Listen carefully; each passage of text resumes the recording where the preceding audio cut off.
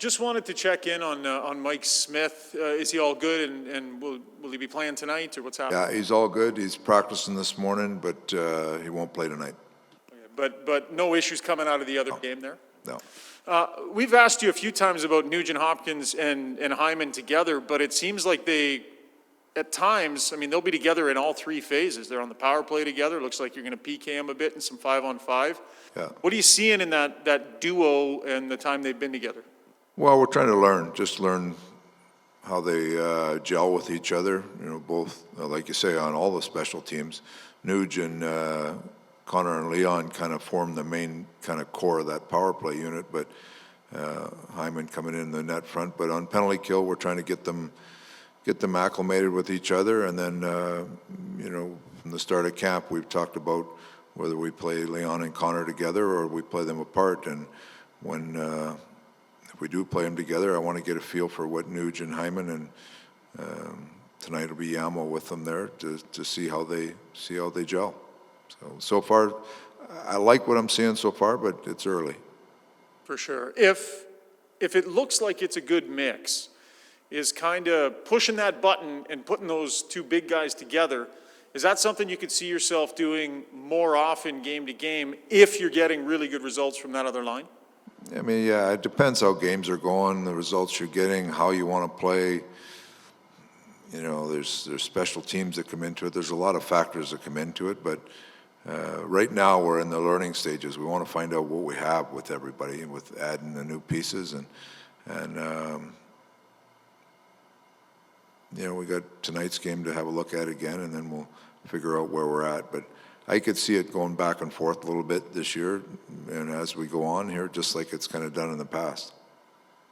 And just in terms of the battles that continue for a few of these spots here, both of these lines, these fourth or bottom lines will be in tonight. Yeah. Just characterize, you know, the level of competition that's on the line tonight. Well, it's been good competition all camp. You know, everybody's done a decent job. You know, there's been a couple guys that step out over others, but now you start getting into the rhythm of your lineup, the roles in the lineup, you know, where we feel like we might need another penalty killer in versus a guy that would be a more offensive guy. You need energy in there. You need face-off guys, you know, so we'll kind of tinker with that, but all six of those players that have been kind of vying for those spots down there are in tonight, so we'll see how they do. Any more clarity on a timeline for Cassian? He's in great spirit. If you ask Cass, it would be today, but we'll see how it goes the next few days. I think they'll kind of ramp him up slow here and see where he's at, you know, Monday or Tuesday. Okay. Dave, we're just talking to Ryan Hopkins, who's about to become an 11-year veteran in the NHL. It doesn't seem like from yesterday that he got here. He doesn't get maybe the hype that Draisaitl and McDavid get, but can you kind of maybe speak to the value and what he's going to bring to what you hope to accomplish?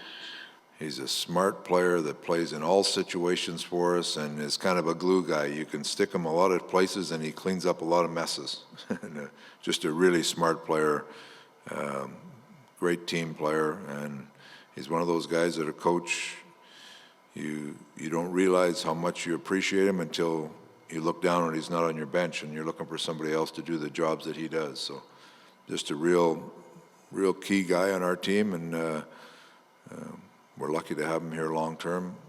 Big part of what we're trying to do.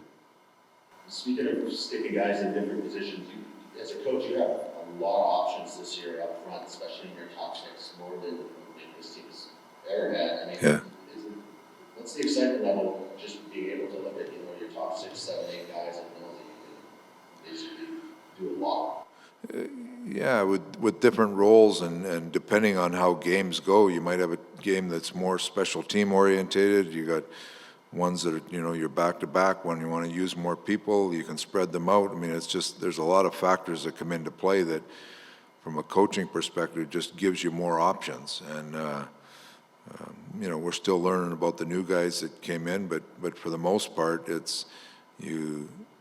they're good players that you trust, and you put them in different situations, and they seem to handle it very well. So so far so good, but there's still some growing with our lineup to do, that just to get everybody in the right spots and get everybody comfortable. Yeah, as my last one, I was just gonna kind of ask that too. You have a lot of new pieces, and some of those, like, say, Keith hasn't, just started, same with Chris Russell.